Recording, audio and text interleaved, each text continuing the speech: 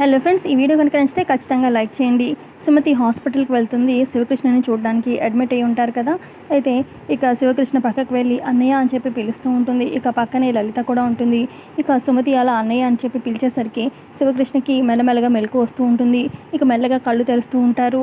ఇక ఇటు చేయి కూడా మూవ్ చేస్తూ ఉంటే ఇక అప్పుడే లలిత కంట్లో నీళ్ళు పెట్టుకొని ఇప్పుడే నేను డాక్టర్ని పిలుచుకొని వస్తాను అని చెప్పి వెళ్ళబోతూ ఉంటే అప్పటిక సుమతి ఆపుతుంది. ఆగు వదిన, ఎక్కడికి వెళ్ళాల్సిన అవసరం లేదు అని చెప్పి అంటుంది.